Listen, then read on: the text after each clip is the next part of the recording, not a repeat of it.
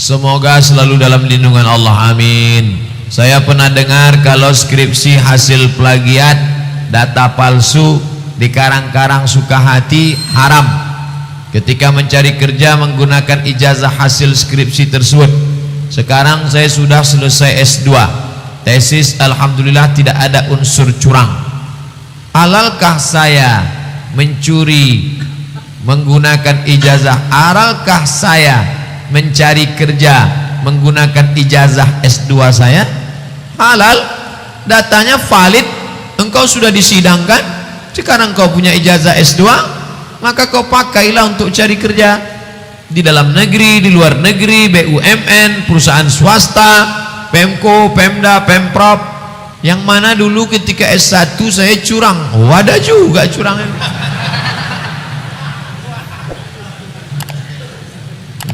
Dijebaknya saya.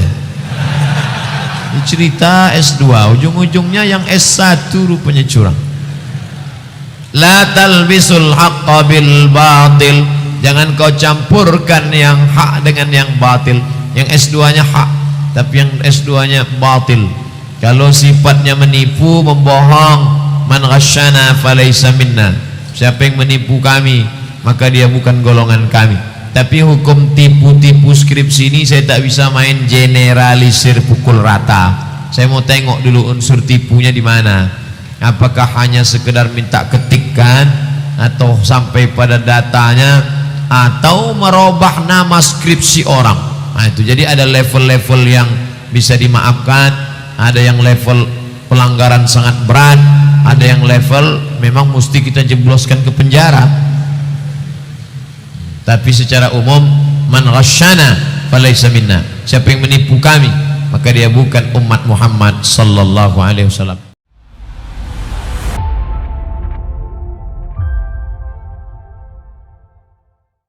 Cara menyuap, karena saya belum tahu hukumnya, bagaimana penghasilan saya serta sikap selanjutnya.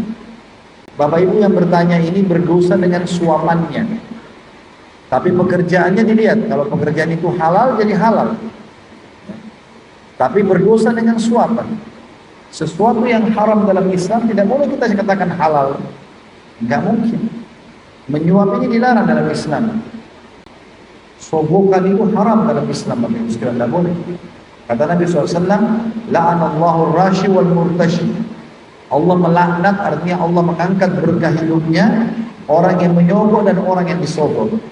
Saya kasih dulu gambaran masalah sogok menyogok ini ya.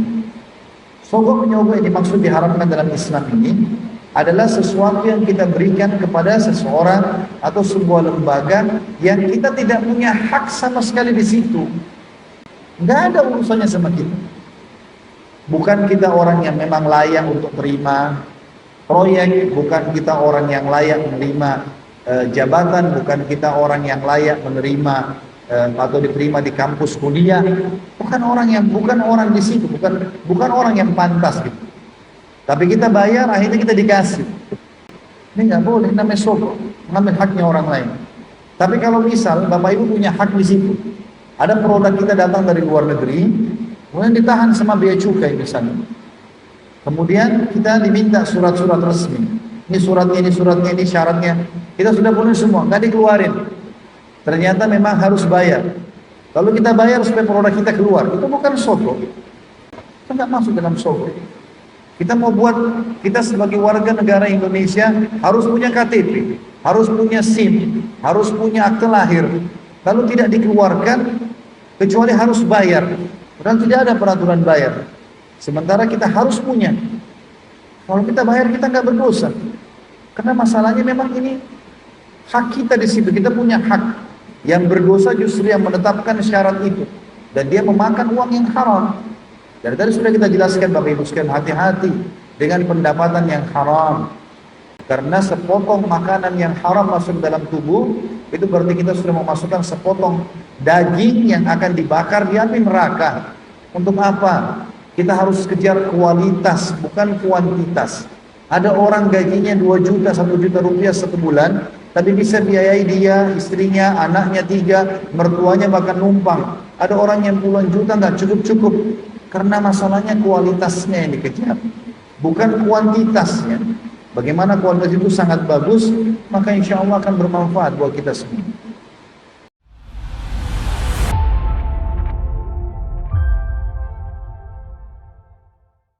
Siapa lagi yang bisa mati kafir? Mereka yang masuk pegawai nyogok.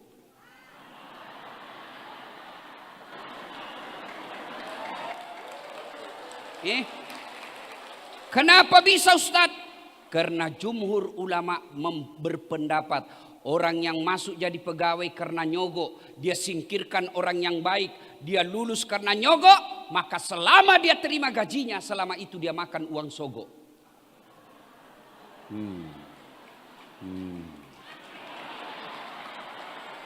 Makanya, jadi pegawai bayar 500 juta. Sampai pensiun kau tidak bisa kembalikan itu 500 juta. Hah? Berapa gajinya pegawai? 500 juta sampai pensiun tidak bisa. Pegawai itu kan gali lubang tutup lubang. Tidak percaya? Tanya pegawai yang ada di sini. Mana ada pegawai yang tidak masuk kursus SK-nya di bank? Masuk semua itu kredit. Kenapa kau tahu Ustaz? Karena saya juga pegawai. Ayo, saudaraku, anak-anak yang baru akan mendaftar PNS, polisi, tentara, ASN, tidak usah kau nyogok. Termasuk anggota DPR yang terpilih karena nyogok. Kau larang anggota DPR nyogok, baru kau minta siap menerima serangan fajar. Ini ibu-ibu majelis taklim sekarang sudah matre. Begitu pilkada datang, siap Pak, anggota kami 400 orang, tapi mohon Pak, baju seragam. Jangan. Ayo, kalau ada yang kita kata tidak bisa orang jadi pegawai, tidak nyogok, demi Allah. Saya beberapa saudara jadi pegawai, tidak ada yang nyogok. Nah, kalau Allah yang berkehendak, pasti tercatat namamu di kelulusan. Kalau tidak lulus, berarti yang kau minta tidak baik. Tamat SMA dulu saya daftar tentara. Mudah-mudahan bisa jadi akabri penerbang. Ternyata tes fisik tidak lulus. Kenapa? Ceper. Tidak cukup tinggiku. Temanku lulus waktu itu polisi. Sekarang dia satu bunga. Kompol. Reserse. Pakai baret merah. Saya pakai baret putih karena jadi ustadz. Alhamdulillah dengan baret putih yang saya pakai, mulai baret hitam sampai baret merah saya caramai kau semua. Sudahlah, daftar aja, belajar aja, ikuti proses, lengkapi administrasi, tidak lulus berarti bukan itu yang baik. Caleg tidak usah sogok. Kau tidak lulus jadi caleg, tidak terpilih anggota DPR. Allah tahu kalau kau terpilih anggota DPR, kau korupsi masuk KPK.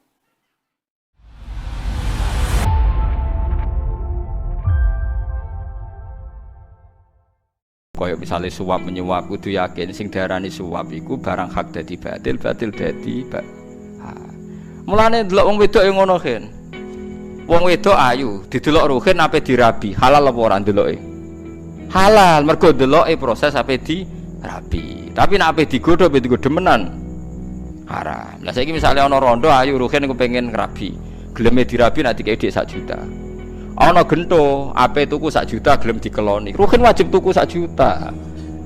Perkarane tuku hak kan mergo ape dirabi. Paham nggih? Berebut. Dadi ora. Lho nek ya ruhin ora iso diarani nyuap mergo demi barang halal. Lah nek ngono mahar rak haram. Ayo bayar mahal demi apa? Demi kelon kan? Kenapa mahar nikah itu baik? Mergo tuku barang hak. Fa innakum akhadtumuhunna bi amanatillah wastahlaltum fa innakum akhadtumuhunna bi kalimatillah fa innakum akhadtumuhunna bi amanat wastahlaltum furujahunna bi kalimatillah. Lah nek ono wong salam tempel ning kiai rak dosa. Mergo nyuap. Ya ora ono ngono iku agar barang hak dadi hak iku jenenge sedekah utawa jihad. Sing darani nyuap hak dadi batil.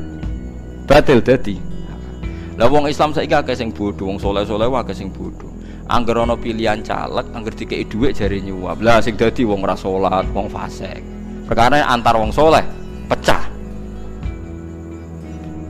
Jadi misalnya Mustafa kok utawa Ruhin nyalon caleg wajib mbok dukung. Wudu mbok biayai, wong soleh gitu biaya.